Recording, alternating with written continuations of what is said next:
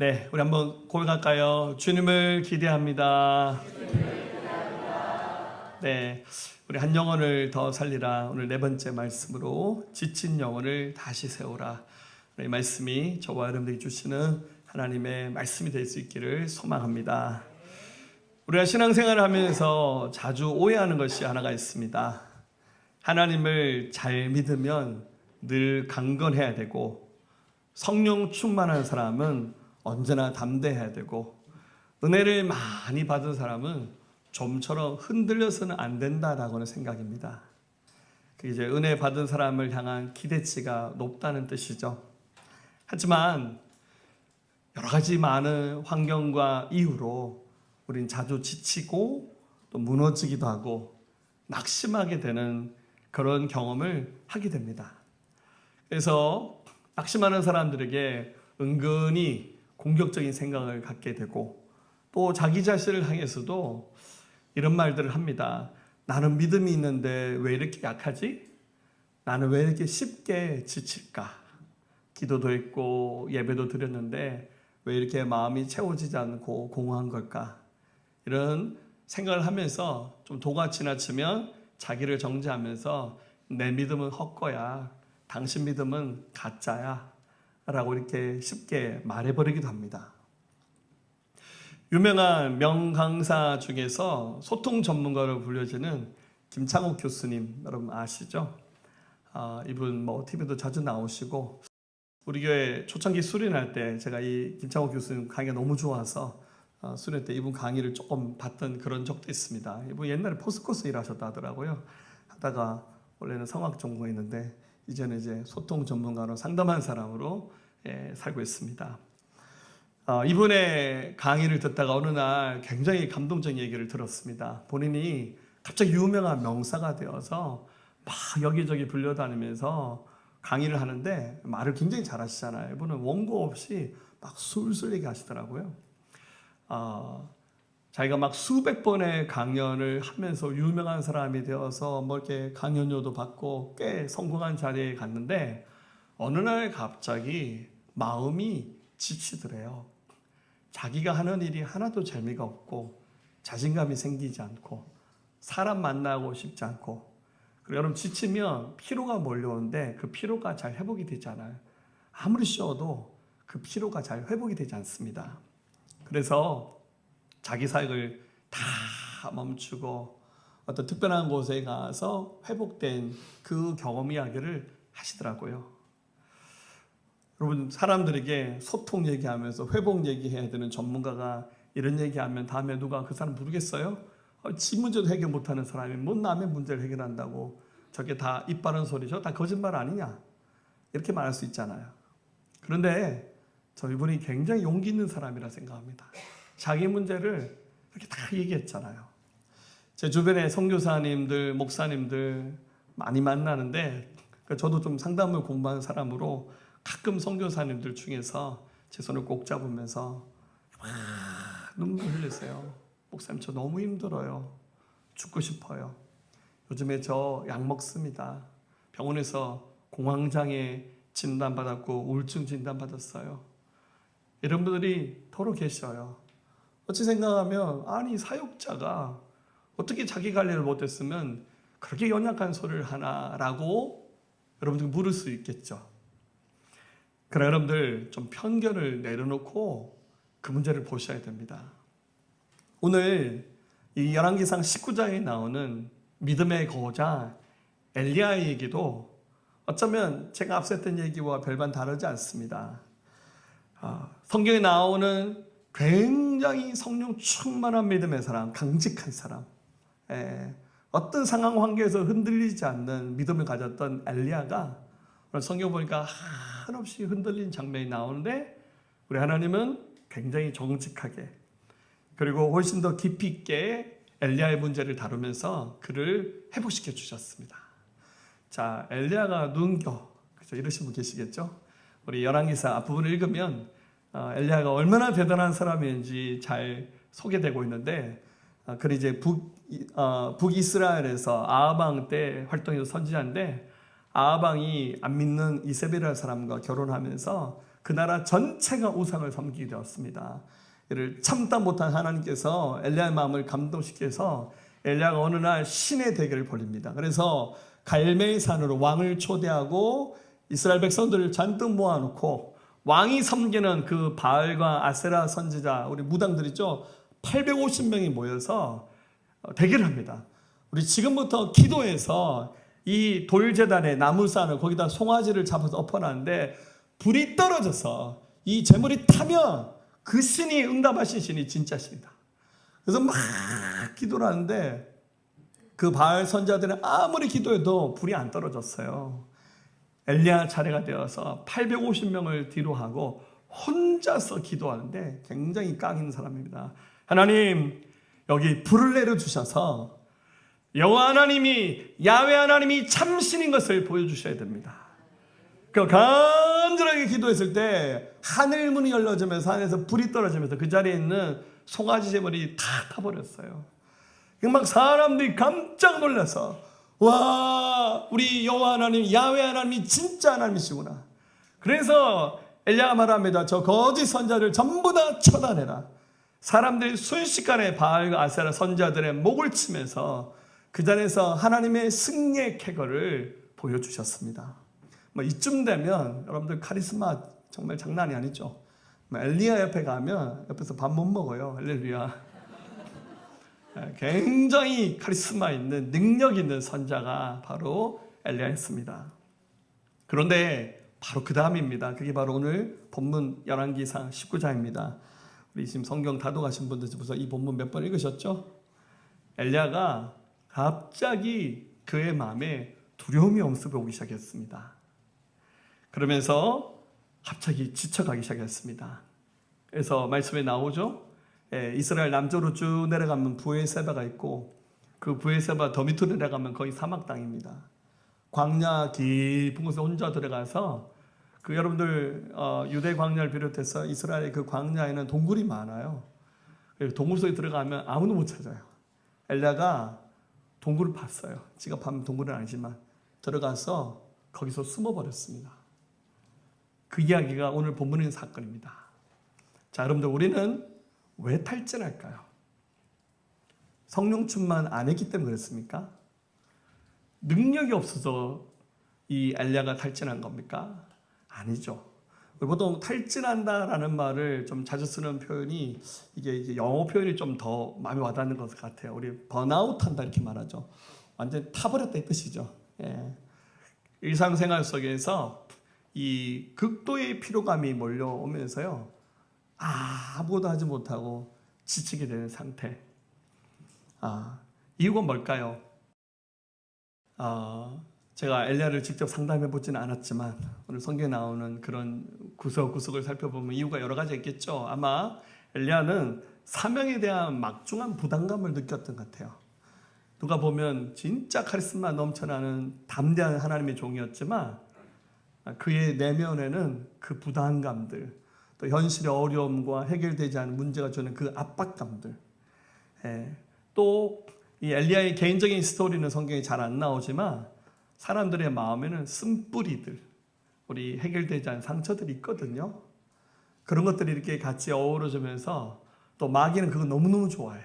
그래서 집중 공격하면서 막 흔들어 놓는 사단의 영적 공격이 어우러지면서 오늘 이 엘리야가 쓰러졌습니다. 자, 어떻게 하나님께서 이 엘리야를 회복시키셨을까요? 자, 여러분, 이 말씀을 들으면서 우리 좀 선입견, 편견을 버리셔야 됩니다. 믿음 없어서 그래. 네 기도 안 하니 그렇지. 성경 다독돼야 하는데 성경 안 읽지. 이렇게 정죄하지 마세요. 여러분, 여기서 우리가 깨트려야 될 편견은 뭡니까? 지쳤다고 하는 그 사실 자체를 믿음이 없는 것으로 생각하시면 안 된다는 거예요. 믿음 있는 사람도 지칠 수 있어요. 무너졌다는 그 사실 자체를 그 사람 하나님께 버림받은 거야 라고 생각하시면 안 돼요. 어떻게 생각이 됩니까? 너무 오래 버텼기 때문에 지치는 거예요. 너무 오래 싸웠기 때문에 주저앉는 겁니다. 저희 집에 방문에 철봉 하나 달아놨거든요. 벌써 몇 년 됐어요. 내가 저 턱걸이 해보랴. 안 되더라고 잘. 그래서 유튜브 봤더니 턱걸이 하지 말고 매달려 있는 무대 하라 그러더라고요. 에이, 매달리는 건 할 수 있겠지. 제가 매달려 보니까요, 한 10초 매달리니까 죽을 것 같더라고요. 아, 이것도 안 되는구나.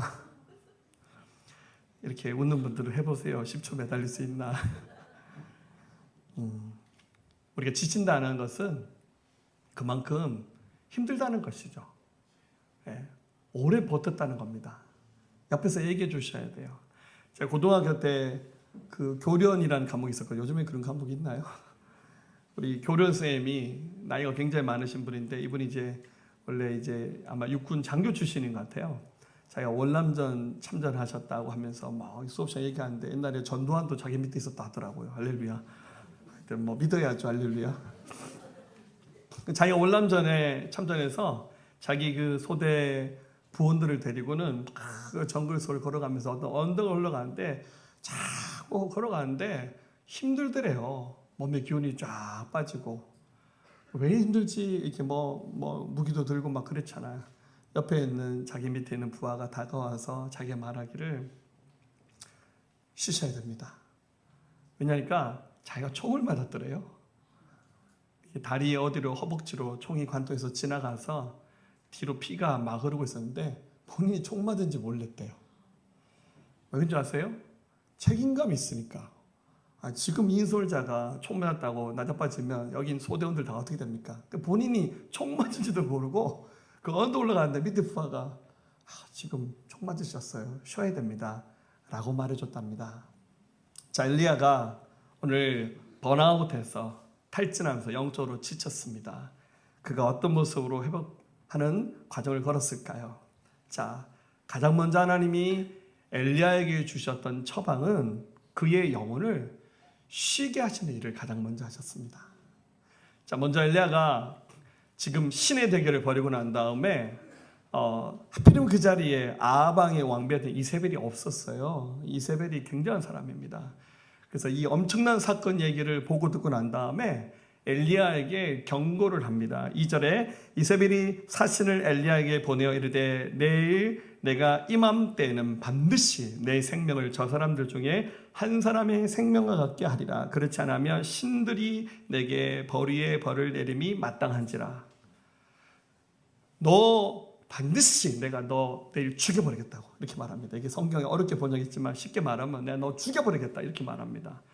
신들의 신들이 내게 벌을 주겠다. 그 신이 다 가짜잖아요. 기도했는데 불이 안 떨어졌는데. 엘리야가 다 알잖아요. 근데 엘리야가 이 말에 갑자기 마음이 확 무너져 버렸어요. 그래서 어떡합니까? 급하게 짐 챙겼어요. 밑에 산 하나 데리고는 이스라엘 남쪽으로 도망가 버렸어요. 부엘세바 딱 지나면 그 아래는 거의 비가 안 옵니다. 거기서 이제 사안에게 너 여기 있으라. 내가 혼자 가겠다. 왜냐니까 뭐 창피하니까 설명은 안 되는 거예요.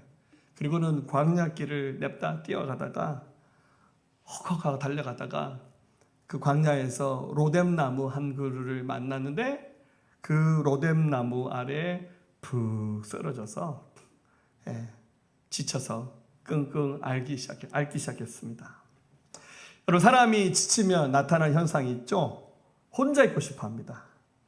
만나는 것도 힘들고 설명하는 건 더 힘들고 아무것도 하고 싶지 않아요. 그래서 힘드신 분 중에서 사람마다 스타일이 다른데 잠을 깊이 자시는 분들,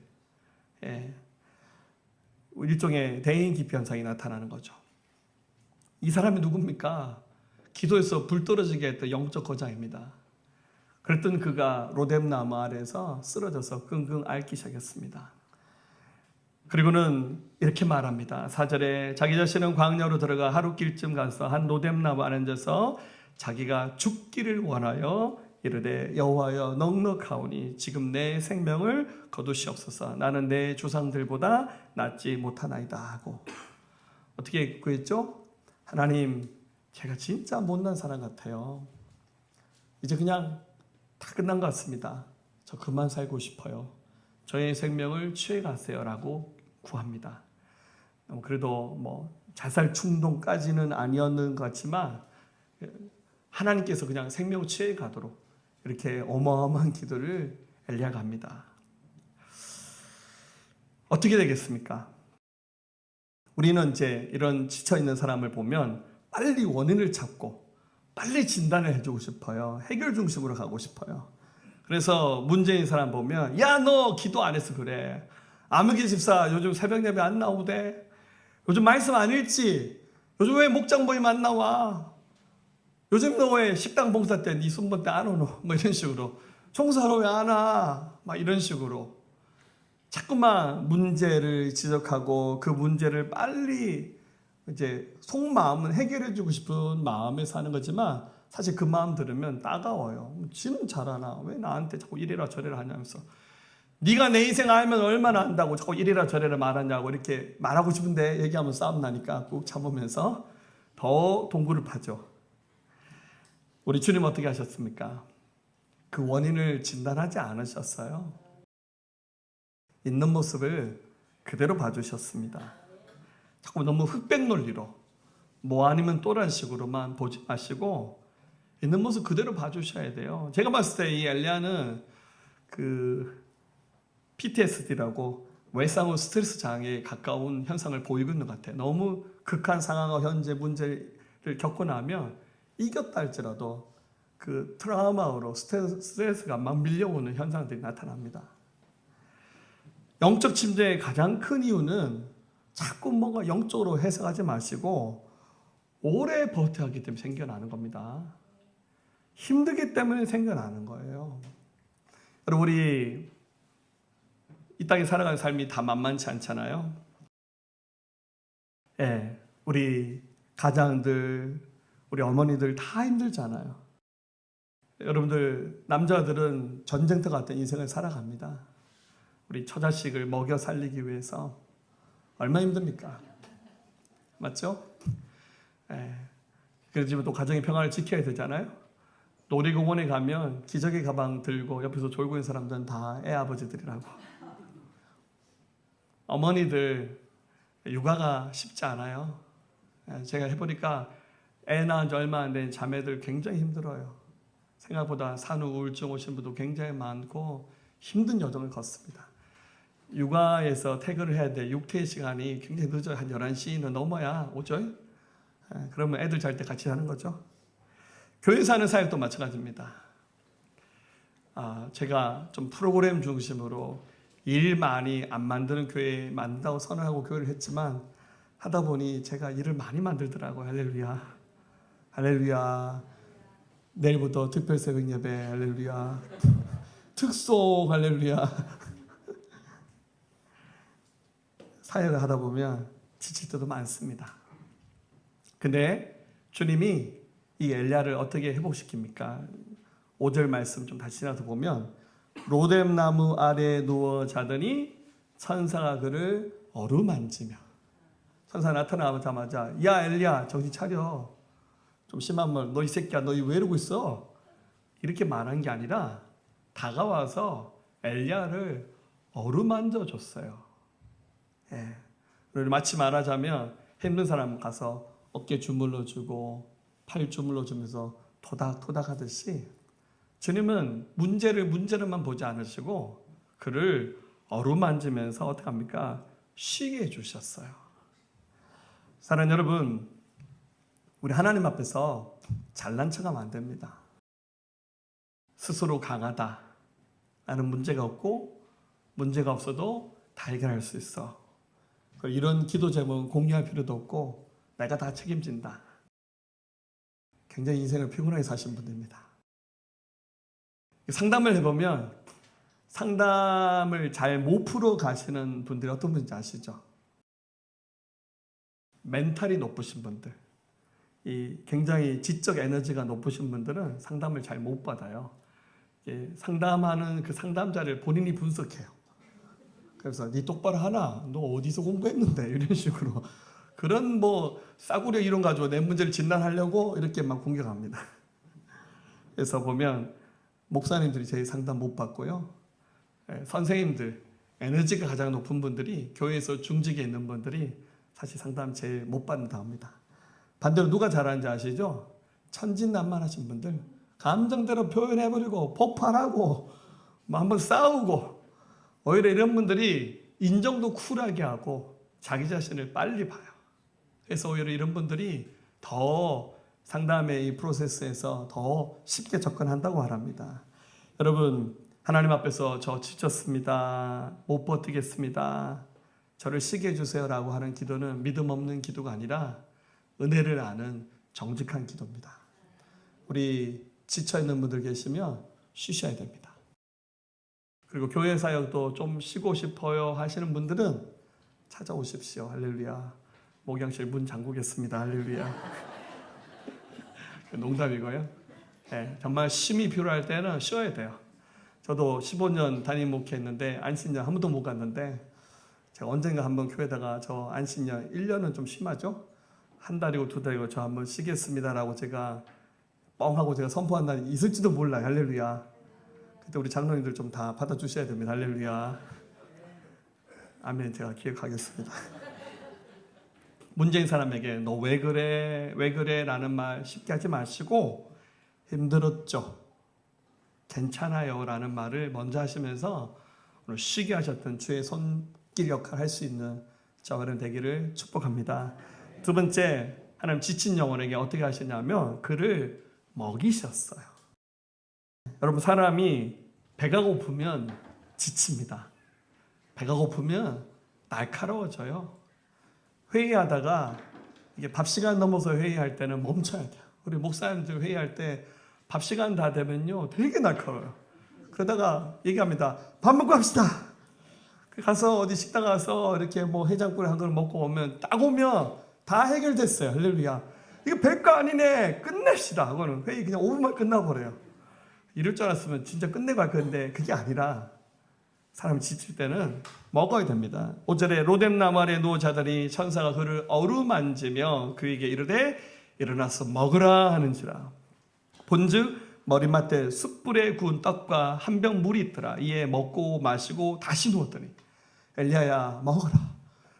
팍 먹었더니 먹고 난 뒤에 또 잤어요. 근데 사실 먹고 자면 안 좋은데 너무 피곤하니까 먹고 바로 자버렸어요. 천사가 또 나타납니다. 7절에 여호와의 천사가 또다시 와서 어루만지며 이르되 일어나서 먹어라. 네가 갈 길을 다 가지 못할까 하노라 하는지라. 이에 일어나 먹고 마시고 그 음식물의 힘을 의지하여. 자, 회복됐는데 기도받아서 회복된 게 아닙니다. 먹고 회복됐어요. 할렐루야. 오늘 설교 은혜 못 받으면 점심 식사에 은혜 받으셔야 돼요. 할렐루야. 사람이 지쳤을 때 먹는 일을 해야 됩니다. 좀 단 것도 먹고, 좀 영양가 높은 것도 먹어야 돼요. 이스라엘에 이렇게 그런 떡이죠, 빵이죠. 이렇게 화덕에 얹어서 굽는데 지난번 성지순례도 보니까 금방 구운 떡은요, 뭐 특별한 거 안 넣어도 굉장히 맛있더라고요. 여러분들 이게 금방 만드는 신선한 빵 맛있잖아요. 여러분들 밥통에 오래된 그 밥 퍼먹으면 별로 맛없잖아요. 금방 쌀 씻어서 양은 냄비 같은 데다가 팍팍 해서 먹으면 밥이 굉장히 달콤하고 맛있잖아요. 먹어야 됩니다. 힘들고 지친 사람 데리고 근사한 레스토랑에 가서 스테이크도 한번 먹고, 할렐루야. 소고집에 가서 소고기도 먹고, 할렐루야. 삼겹살도 괜찮습니다. 할렐루야. 계속 먹여야 됩니다. 우리 육도 그래야 회복되고, 우리 영이 먹어야 될 양식은 바로 뭡니까? 예수 그리스도. 그분이 생명의 떡이고 그분이 생명의 음료입니다. 요한복음 6장 35절 예수께서 이르시되 같이 읽어볼까요? 나는 생명의 떡이니 내게 오는 자는 결코 줄이지 아니할 터요 나를 믿는 자는 영원히 목마르지 아니하리라. 51절 나는 하늘에서 내려온 살아있는 떡이니 사람이 이 떡을 먹으면 영생하리라. 내가 줄 떡은 그 세상의 생명을 위한 내 살이니라 하시니라. 53절 예수께서 이르시되 내가 진실로 진실로 너희에게 이르노니 인자의 살을 먹지 아니하고 인자의 피를 마시지 아니하면 너희 속에 영생이 없느니라. 55절에 내 살은 참된 양식이요 내 피는 참된 음료라라. 아멘. 그래서 여러분들 영적으로 어떻게 합니까? 이제 좀 표현이 그런데 예수를 뜯어 먹어야 돼요. 그리고 교회 와서도 여러분들 목회자의 살을 뜯어 먹으세요. 할렐루야. 귀찮게 하세요. 그런데 목자를 귀찮게 하세요. 할렐루야. 우리 막 장로님들 귀찮게 하세요. 나 배고픕니다 하고 막 매달리셔야 돼요.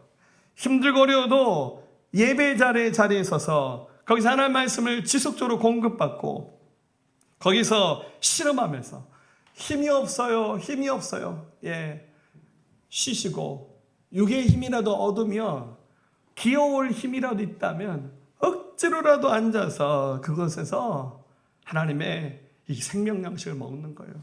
그리고 누군가에게는 생명의 떡 역할을 하세요. 힘들면 놔둬도 먹어라. 딴 사람 괴롭히지 마. 내 괴롭히라고. 나 괴롭히라고. 좋아요, 여러분들. 그렇게 할 때 우리의 영혼육이 회복하는 걸음으로 옮겨가게 됩니다. 세 번째, 우리 하나님께서 엘리야에게 말씀을 하기 시작하셨습니다. 그전에는 천사가 와서 자게 하고 만져주고 먹이셨잖아요. 이렇게 말합니다. 8절에 이에 일어나 먹고 마시고 그 음식물의 힘을 의지하여 40주 40야를 가서 하나님의 산 호렙에 이르니라. 엘리야가 그곳 굴에 들어가 거기 머물더니 여호와의 말씀이 그에게 임하여 이르시되 엘리야야 네가 어찌하여 여기 있느냐. 엘리야가 이 떡과 음료를 먹고 난 다음에 희한하게 몸이 힘이 생겨났어요. 그래서 여러분들 지금 이스라엘 남쪽으로 내려가는데 거기서 뭔가 마음의 감동이 일어나는데 그 감동이 일어난 곳은 호렙산, 우리가 잘 아는 시내산입니다. 우리 시내산은 이스라엘에서 아프리카로 이집트로 가는 그 중간에 삼면이 바다인 시나이 반도, 시내 반도에 있는 산이 바로 시내산이에요. 마음의 감동이 일어나서 시내산까지 달려가는데 40일 동안 거의 잠을 안 자고 달려갔어요. 와, 성경의 표현을 그대로 하면 40주니까 거의 잠도 안 자고 그 시내산까지 달려가는 거예요. 그리고는 어느 동굴 속에 들어가는데 드디어 거기서 주의 음성이 들리기를 엘리야야 네가 어찌 여기 있느냐. 주님이 엘리야가 서 있는 데를 몰라서 묻는 질문이 아닙니다. 너 왜 방향 잃어버렸냐. 엘리야야 너 왜 힘들어하지? 여러분, 회복은 하나님의 음성을 다시 듣는 데서 시작하는 거예요. 그래서 엘리야가 지금까지 한 번도 해보지 못했던 고백을 합니다. 10절에 그가 대답하되 내가 만군의 하나님 여호와께 열심히 유별하오니 이는 이스라엘 자손이 주의 언약을 버리고 주의 제단을 헐며 칼로 주의 선자를 죽였음이오며 오직 나만 남았거늘 그들이 내 생명을 찾아 빼앗으려 하나이다.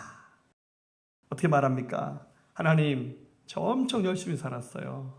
저 열심히 특심이잖아요. 저 사역 많이 했습니다.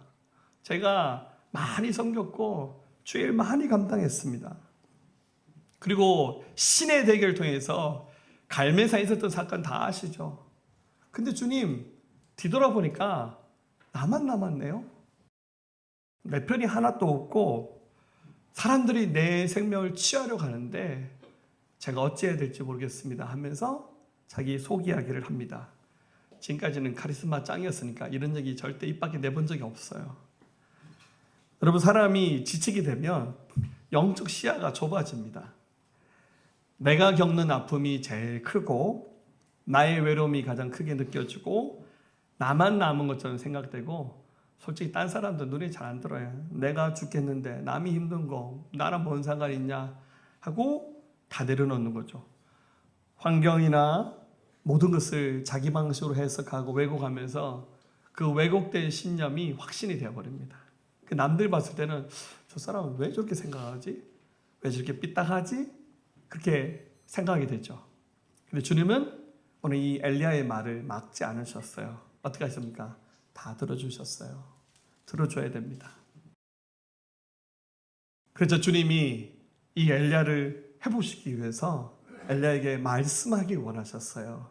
11절에 여호와께서 이르시되 너는 나가서 여호와 앞에서 산에 서라 하시더니 여호와께서 지나가시는데 여호와 앞에 크고 강한 바람이 산을 가르고 바위를 부수나 바람 가운데 여호와께서 계시지 아니하며 바람 위에 지진이 있으나 지진 가운데도 여호와께서 계시지 아니하며 또 지진 위에 불이 있으나 불 가운데도 여호와께서 계시지 아니하더니 불 위에 세미한 소리가 있는지라. 저는 말씀 준비하면서 이 말씀이 기가 막힌 것 같아요. 이 호렙산 시내산에서 하나님 만났던 사람이 누굽니까? 모세죠. 모세가 떨기나무에 붙었던 불꽃 가운데서 하나님을 만났죠. 이 거의 모세 시대 때 있었던 장면을 하나님께서 재현한다고 해도 과언이 아닙니다. 엘리야야, 동굴에서 나와라. 그리고 내가 모세를 만나줬던 그 호렙산에 네가 서라고. 딱 서니까 어마어마한 말씀들, 우리 하나님의 폭풍 잔소리가 쏟아질 줄 알았는데 하나님 말씀하지 않고 어떻게 하셨습니까? 거기에 바람이 지나가고 그 바람이 산을 가르고 바위를 부수나. 근데 거기 크신 하나님의 음성은 안 들렸어요. 바람이 지나가면서 영광의 구름이 가득하면서 지축이 흔들리는 지진이 일어나는 것 같았어요. 하나님 눈에 보이지는 않았어요. 그리고 거기에 불이 임합니다. 스피커에 대고 하는 큰 음소리는 없었지만 이 엘리야의 중심에 세밀한 주의 음성이 들립니다. 엘리야야, 네가 왜 여기 있느냐? 너 혼자 아니다. 그를 위로하시는 하나님의 음성을 엘리야가 듣습니다. 어떤 점에서 갈멜산에서 기도해서 불이 떨어져서 재물을 태웠던 그 사건, 그거는 이스라엘 백성 전체를 위한 사건이었고 어떤 점에서 그가 하는 사역이었잖아요. 그죠? 근데 이 장면은 하나님이 엘리야 한 사람을 위해서 보이신 기적입니다. 엘리야야, 내가 함께한다. 너 혼자가 아니야. 그 사실을 다시 한번 일깨워 주시면서 부드러운 음성으로 다가와 주셔서 그 가운데, 그 인생 가운데 보이지 않는 하나님의 손이 그와 함께한다는 사실을 하나님께서 확신 가운데 이것을 경험하게 하셨습니다. 결국 주의 음성을 듣게 된 사람들, 영적으로 우리의 눈에 비늘이 벗겨지면서 우리 영적인 안목이 다시 회복될 때 하는 고백이 뭡니까? 여기에 하나님 계셨네요. 하나님 지금도 나와 말씀하고 있네요. 근데 사실은 놓쳤죠. 못 들었죠. 근데 회복되기 시작하니까 다시 주의 음성이 들리기 시작합니다. 이제 마지막으로 하나님 엘리야에게 뭐라 말씀하십니까? 그 지쳐있는 그 영혼에게 하나님이 새로운 사명을 맡기십니다. 우리가 살아있는 이유가 뭡니까? 아직 우리가 가야 될 길이 있다는 것이고, 우리가 회복해서 하나님을 바라봐야 될 이유가 뭡니까? 우리 호흡이 남아있는 이유가 뭡니까? 내가 감당해야 될 사명이기 때문입니다. 하나님 엘리야에게 말씀하십니다.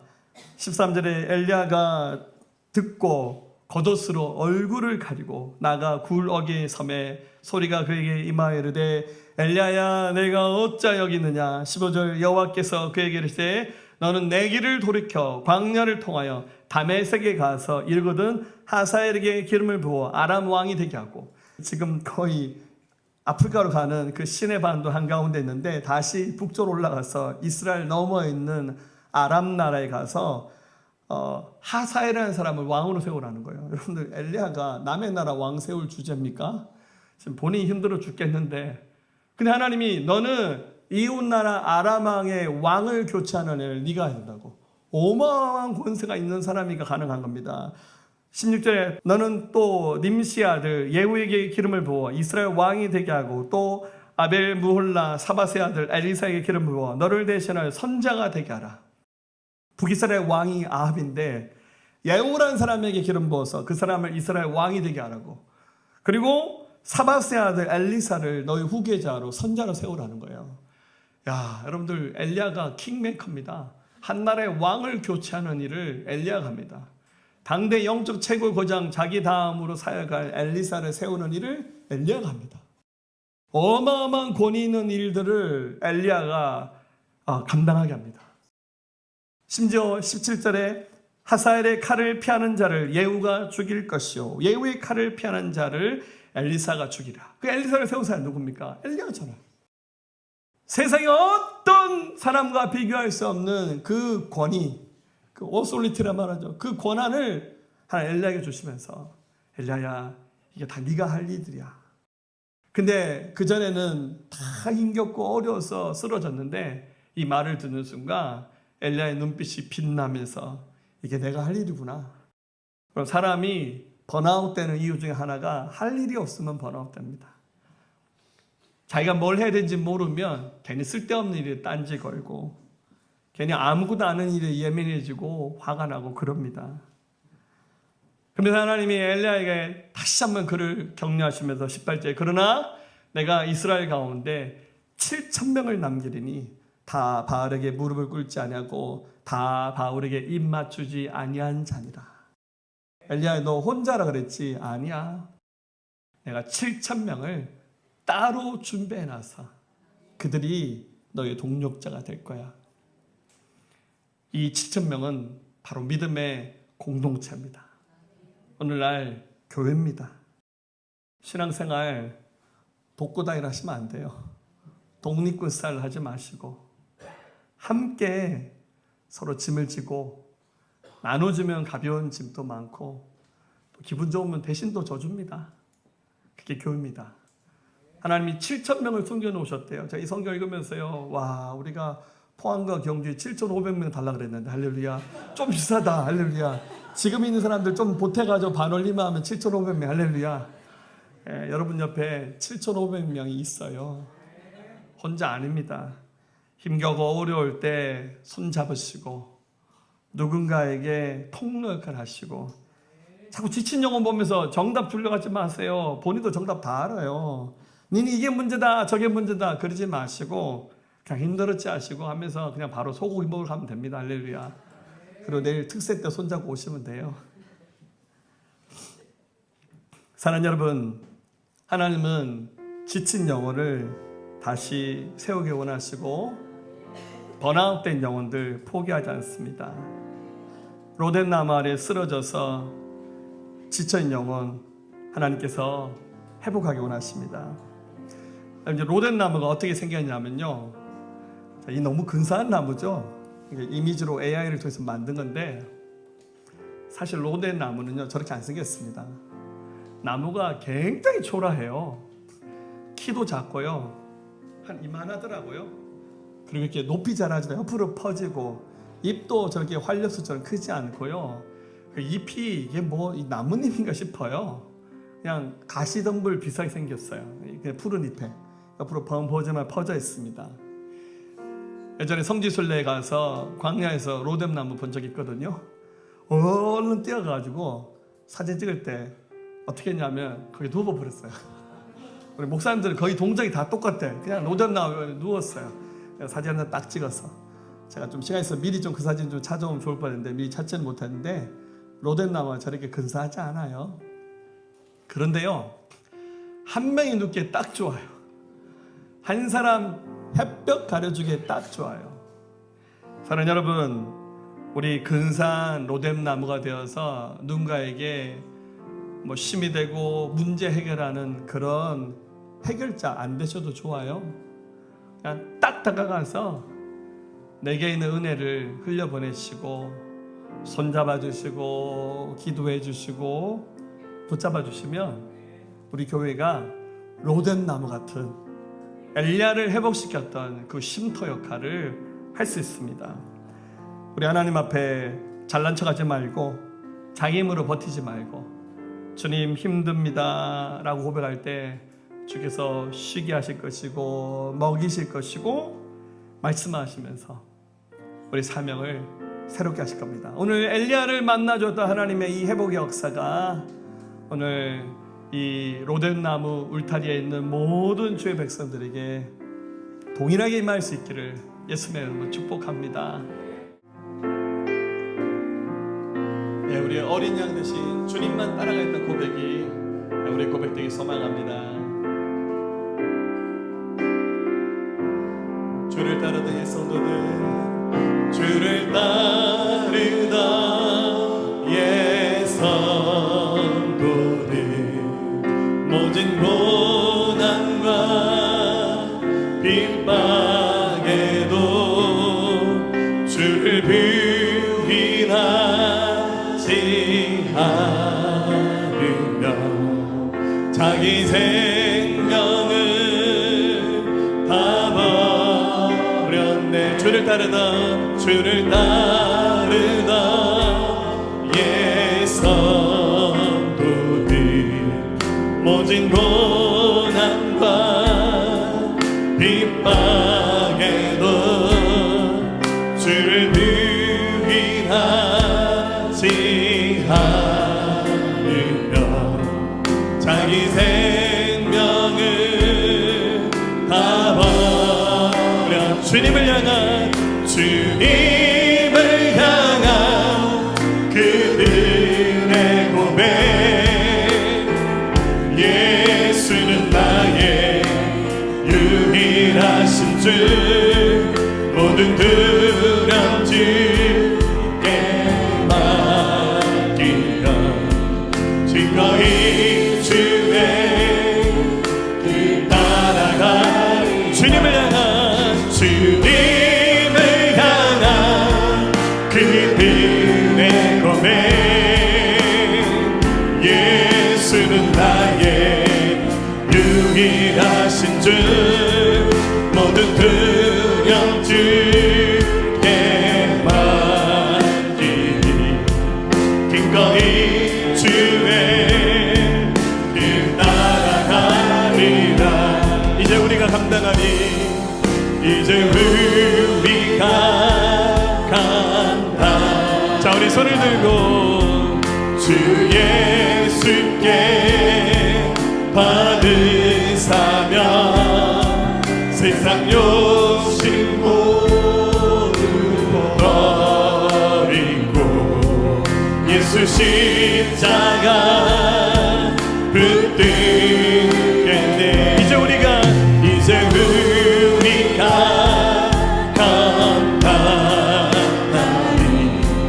주 예수께 받으사며 세상 욕심 모두 버리고 예수 십자가 붙들 우리를 위해 죽으신 주께